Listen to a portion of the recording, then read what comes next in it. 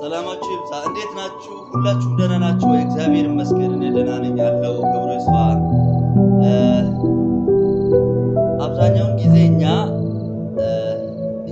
ኢትዮጵያውያን በተለይም በሶሻል ሚዲያ በቲክታክ ዓለም ያው የዘመኑ ቴክኖሎጂ ነውና ዓለም ሁሉ ይጠቀመዋል ይህንን ፕላትፎርም። ስለዚህ በስድብ ዘርን በማንቋሸሽ ብሔርተኝነትን በማውደስ ምናምን በቃ 100% ማለት ይቻላል የምንታወቀው እኛ ነን። ለምን እንደወጣ ታውቃላችሁ? እናቴ እንዴት ይሁን አባቴ እንዲህ ነው ምናምን የምትሉ ሰዎች እናንተ አጥብቃችሁ ስሙ፣ አልፈርድባችሁ። አብዛኛውን ጊዜ እኛ ሀገር ላይ አሳዳጊ የበደለው ሲባል እንደ ትልቅ ወንጀል ይወሰድ ነበር ድሮ። ነገር ግን አሁን ላይ ስንመለከት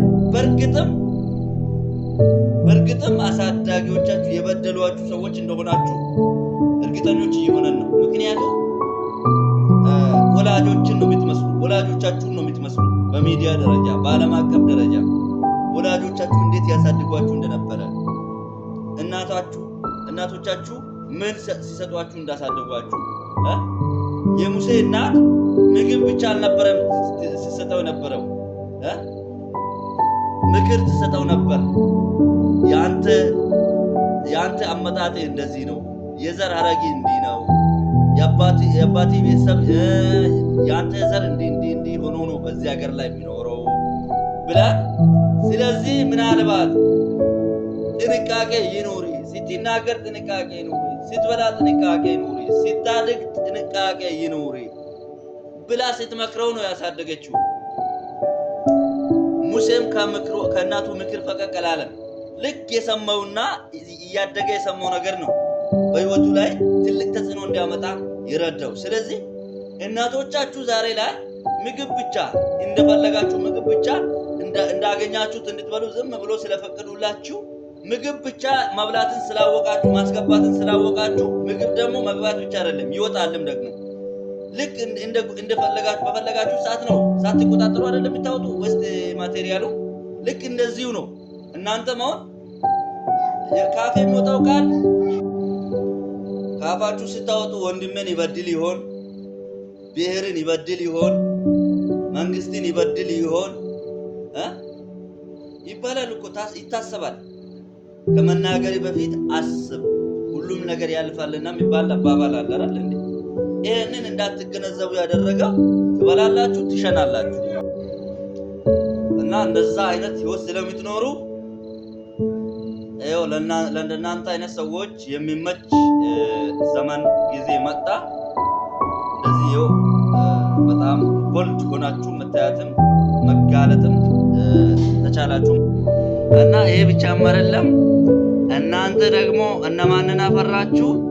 እናቶቻቸው አባቶቻቸው ሲያሳድጓቸው ልጄ ሆይ ከመጥፎ ጓደኛ ራሴን አርቅ፣ ራሴን ጠብቅ፣ ከመጥፎ ውሎ ራሴን ገለል አድርግ፣ ከሚጠቅሙ ሰዎች ብቻ ጋር ዋል፣ ከሚጠቅሙ ሰዎች ጋር ብቻ ዋይ ተብለው ያልተመከሩ የትም ውሎ ልክ ሲነጋ ወጥተው ሲመሽ ገብተው እግራቸውን ሳይታጠቡ ሄዶ ኩኩ የሚሉ ሰዎችን ታስተውሱ እንደሆነ አላውቅም።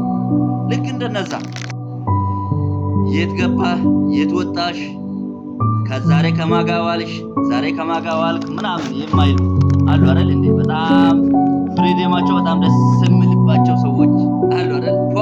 አቤት እነሱ በቃ ለስራ የምናስፈልጋቸው ከሆነን ብቻ የሚፈልጉን፣ ያለዛ ግን የትም ዋልን ምንም አወራን ከማጋ ምን እናድርግ ምንም የሚያውቁት አምር የለም። ልክ እንደዛ አይነት ሰዎች አሉ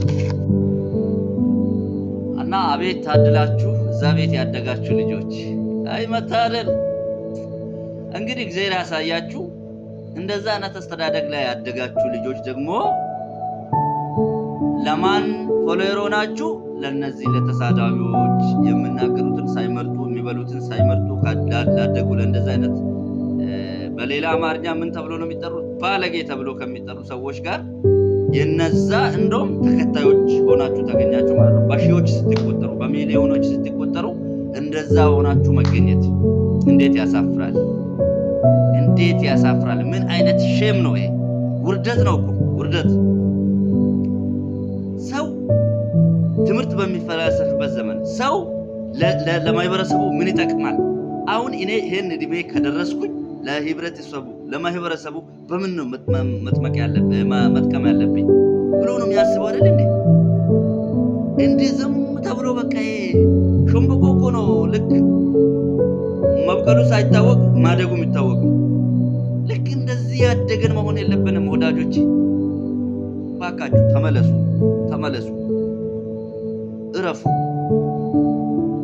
እና ምናልባት በእንደዚህ አይነት መንገድና በእንደዚህ አይነት ሁኔታ የምታገኙ ጥቅም ካለም ይሄ ጥቅም አይደለም፣ መርገም ነው። ለእናንተ መርገም ነው። አገር ቤት ሆነው አባቶቻችሁ የገዛ ልጆቻቸው እንደዚህ አይነት ቃላት ሲናገሩ ሲሰሙ ወይ ልጄን ዳና አድርጌ አላሳደግኩትም ወይ የኔ ጥፋት አይሉም። የዛሬ አባቶችና እናቶች በቃ እኔ ያየሁትን አሳይ፣ እኔ ደረስኩበትን አያድርስ ነው የሚባለው። እንደዛ ይሉሃል፣ እንደዛ ይሉሻል። ለአፋችሁ ሉጋም ያጣችሁ ሰዎች፣ አንደበታችሁን መግረት ያቃታችሁ ሰዎች፣ ባልተገራ አንደበታችሁ ባልተገራ ምላሳችሁ ዓለምን እንደዚህ የምታቃጥሉ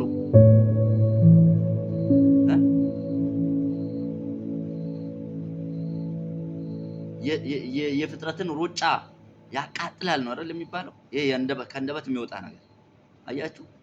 እናንተ በምትናገሩት ብልግና አባቶቻችሁ ይረግማችኋል። ከእናንተ ቀጥሎ የሚመጣው ትውልድ ሁሉ ታገቡ የለ በቃ ሞለም ጎደለም ታገባላችሁ፣ ትወልዳላችሁ። ምን ነው የምትወልዱት? እርግማንን ነው የምትወልዱት።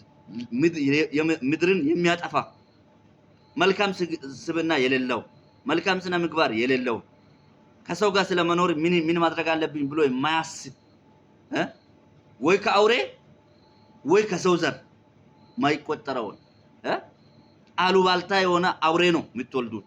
ስለዚህ በእንደዚህ አይነት ፍጥረታት ምድር በወደፊቱ ምን ትሆናለች ማለት ነው? ትዘፈቃለች ማለት ነው።